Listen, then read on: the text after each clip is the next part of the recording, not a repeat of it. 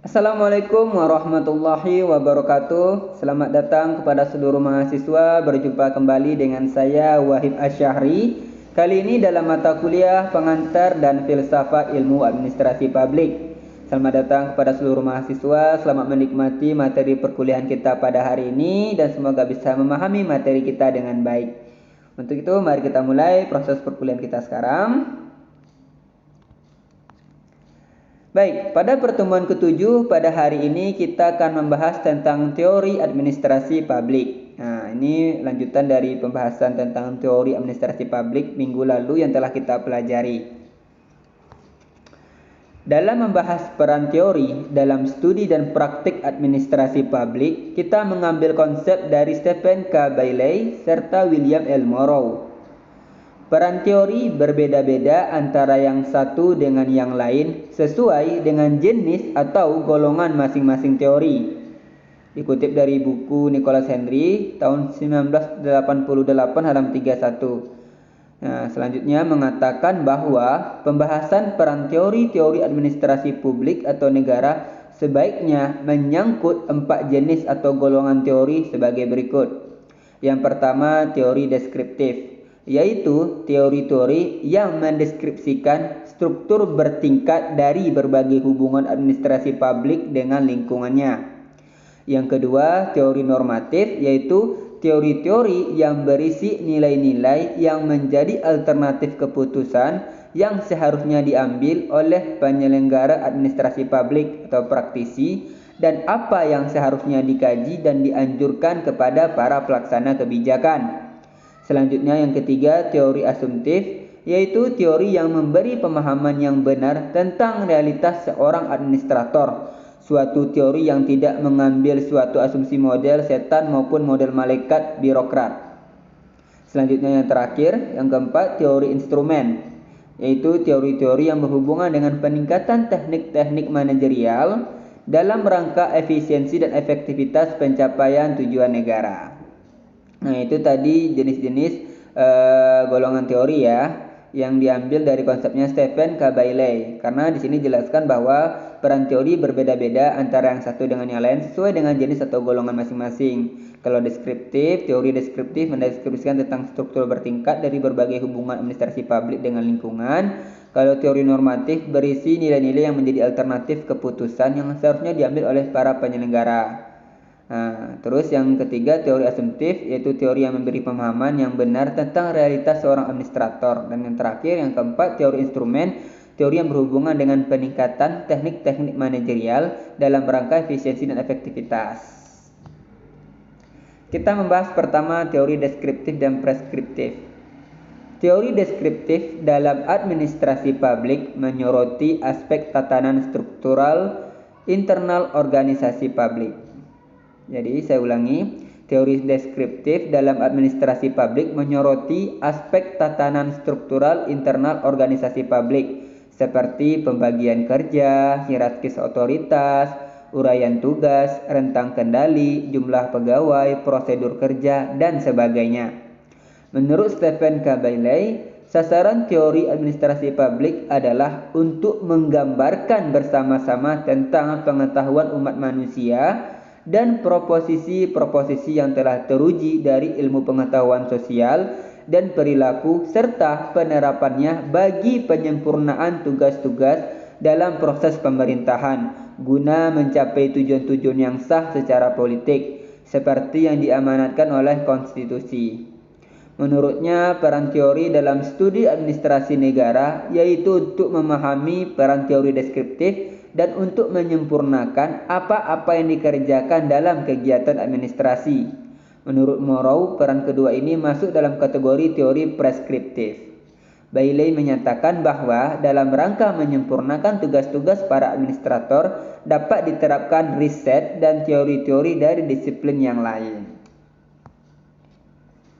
Para sarjana sepanjang yang berhubungan dengan teori mempunyai dua argumen: menentukan sebab-sebab yang mempengaruhi perilaku dan mendorong serta menyediakan petunjuk dengan mana perilaku tertentu dapat diubah untuk meningkatkan pelayanan yang lebih berguna serta pencapaian tujuan-tujuan yang telah diamanatkan. Teori membantu para mahasiswa dan praktisi baik untuk menggambarkan perilaku dan menetapkan perubahan perilaku yang diinginkan. Dari pendapat Bailey tersebut di atas dapat disimpulkan peran teori administrasi publik ya. Pertama, menggambarkan hubungan komponen-komponen materi studi atau field akademik yang begitu luas karena teori administrasi publik bisa meminjam konsep-konsep dan teori-teori bersifat elektik dari ilmu pengetahuan sosial dan perilaku. Hal ini dapat dipahami karena administrasi publik sebagai disiplin ilmu yang baru masih dalam proses pengembangan konsep-konsep teoritisnya dalam rangka membentuk jati dirinya. Adapun peran kedua, teori adalah untuk menyempurnakan pelaksanaan tugas-tugas administrator dalam birokrasi pemerintahan dengan meningkatkan pelayanan dan memperbaiki perilaku para administrator. Dalam banyak kasus yang bagaimanapun, dimensi teori deskriptif dan preskriptif bekerja sama bergandengan tangan. Sebagai contoh, bila teori deskriptif berusaha untuk menguraikan sebab musabab yang mempengaruhi perilaku administrasi, penemuannya dapat digunakan oleh sarjana dan praktisi yang mencoba mengimplementasikan kebijakan tertentu atau mereformasi manajemen. Asumsi seperti itulah yang mendasari Bailey sepanjang berhubungan dengan penerapan ilmu pengetahuan mengenai umat manusia dan ilmu-ilmu sosial terhadap studi administrasi publik. Sosiologi, psikologi, ekonomi, dan sejarah membantu kita dalam menjelaskan mengapa para administrator berperilaku seperti yang mereka lakukan. Demikian pula, satu misi tertentu mengubah arah kebijakan publik dengan memanfaatkan keahlian birokrasi. Teori digunakan untuk menyempurnakan proses pemerintahan. Untuk itu, teori menyertai perubahan. Ketika sistem politik dihadapkan pada krisis politik, teori sering memainkan peran besar dalam pengambilan keputusan aparat, seperti sistem-sistem yang dimaksudkan untuk menemukan penyebab kesulitan dan sebagai petunjuk untuk perubahan. Profesi administrasi publik di Indonesia sampai saat ini masih berfokus pada persoalan deskriptif ini, yang nampaknya antara lain dari aktivitas pemerintah yang masih berkisar pada penataan organisasi departemen, pendelegasian kewenangan, tingkat gaji, pemekaran daerah, penataan perangkat daerah, penyusunan dokumen, perencanaan daerah, dan sebagainya. Disiplin administrasi publik di Indonesia juga masih berfokus pada studi deskriptif. Kebanyakan studi administrasi publik adalah berkenaan dengan observasi empirik tentang aspek-aspek struktural organisasi publik, akuntabilitas birokrasi, pemekaran daerah, pelayanan publik di daerah pemekaran, penerimaan pegawai, tingkat gaji, mekanisme pertanggungjawaban kepala daerah, dan sebagainya. Hasil pengukuran empirik kemudian diklasifikasi ke dalam kategori-kategori, misalnya struktur mekanik dan organik, responsif atau tidak responsif, dan sebagainya. Kategori-kategori dalam suatu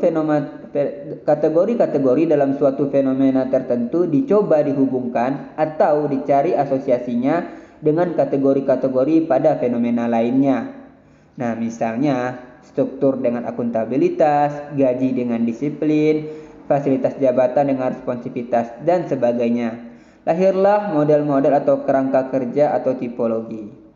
Penelitian-penelitian administrasi publik di Indonesia masih berfokus pada pengembangan teori deskriptif seperti ini, yakni pengembangan pernyataan probabilistik tentang asosiasi antara elemen struktural tertentu dengan elemen lainnya dalam organisasi publik. Nah, itu tadi tentang teori deskriptif. Selanjutnya yang kedua, kita akan membahas tentang teori normatif. Ada teori lain yang mempengaruhi studi administrasi publik. Beberapa sarjana menyebutnya dengan teori normatif. Teori deskriptif berkaitan dengan penjelasan peran-peran, dan teori preskriptif terkait dengan menentukan ukuran-ukuran untuk koreksi, menetapkan standar untuk perbaikan sesuatu hal. Adapun teori normatif berhubungan atau berkaitan dengan pertanyaan-pertanyaan sebagai berikut. Yang pertama, apakah suatu institusi Dalam hal ini birokrasi publik harus menerima peran-peran politik dan pengembangan kebijakan. Yang kedua, apakah bukan peran-peran harus distabilkan, diperluas atau dipersempit?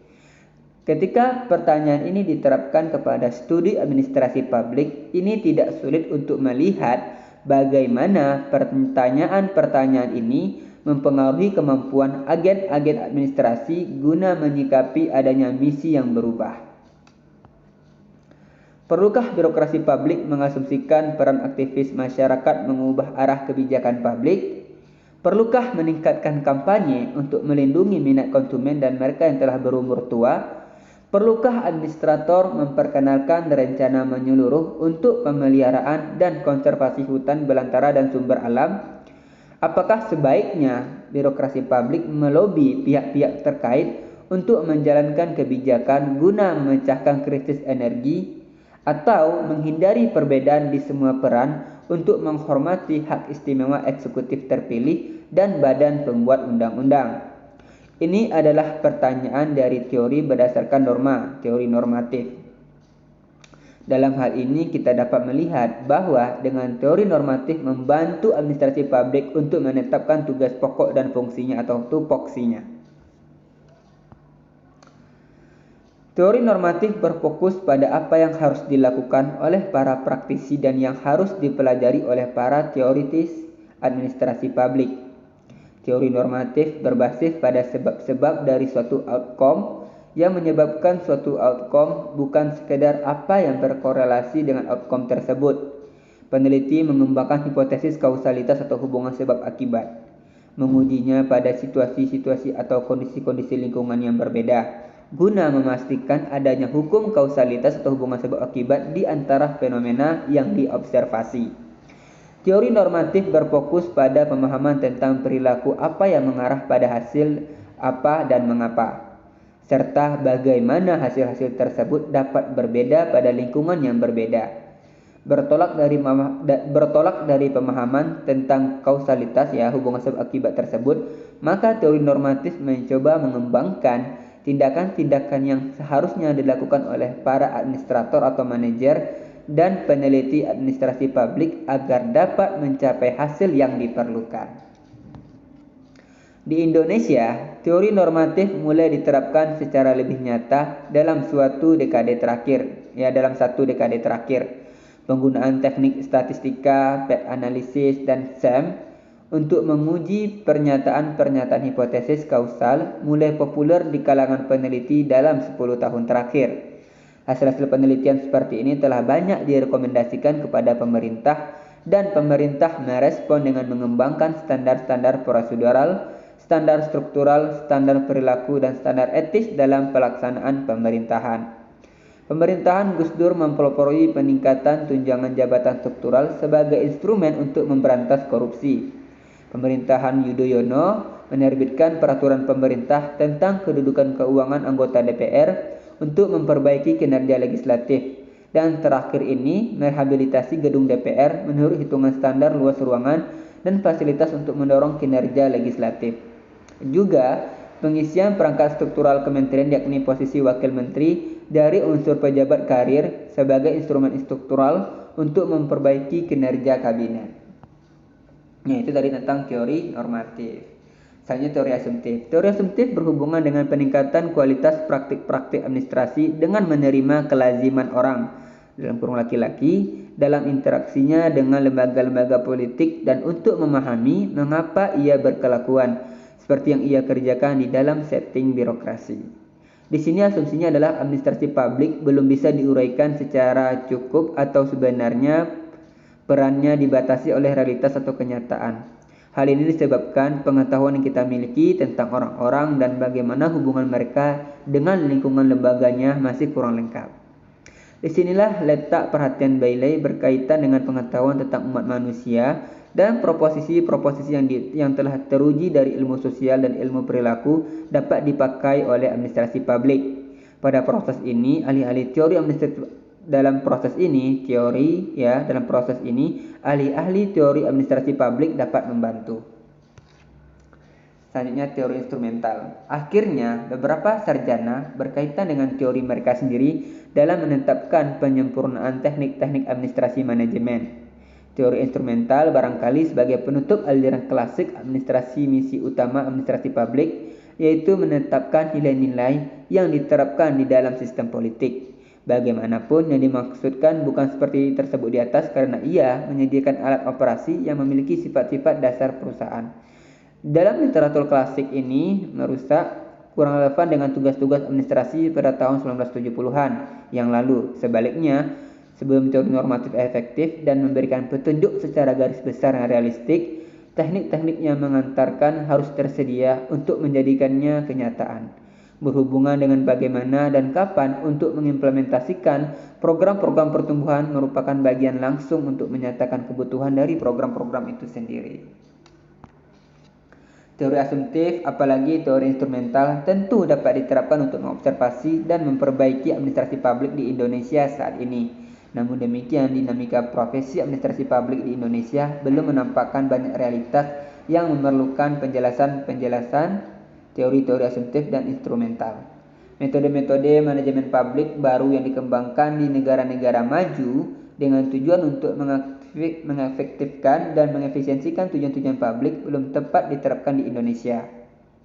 Downsizing, contracting out, kontrol administrasi yang longgar, membiayai hasil dan bukan membiayai input dan proses belum diterapkan dan penelitian tentang hal tersebut praktis belum dapat dilakukan.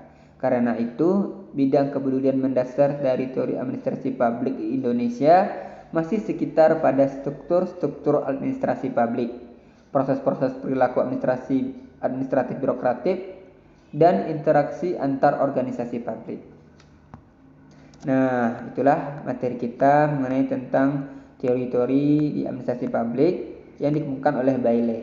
Ya, ada teori deskriptif, yaitu mendeskripsikan struktur bertingkat dari berbagai hubungan administrasi publik dengan lingkungan. Teori normatif yang berisi nilai-nilai yang menjadi alternatif keputusan yang seharusnya diambil oleh penyelenggara administrasi publik, dan apa yang seharusnya dikaji dan dianjurkan kepada para pelaksana kebijakan. Adapun teori asumtif yang memberi pemahaman yang benar tentang realitas seorang administrator.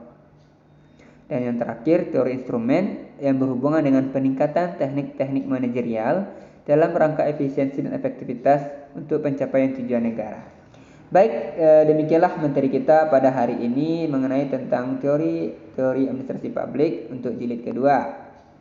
Nah, diharapkan kepada seluruh mahasiswa bisa juga mencari tambahan referensi lain di artikel jurnal ataupun di buku untuk memperkaya khazanah ilmu pengetahuan.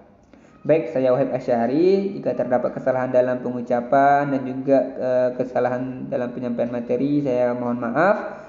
Saya akhiri, assalamualaikum warahmatullahi wabarakatuh.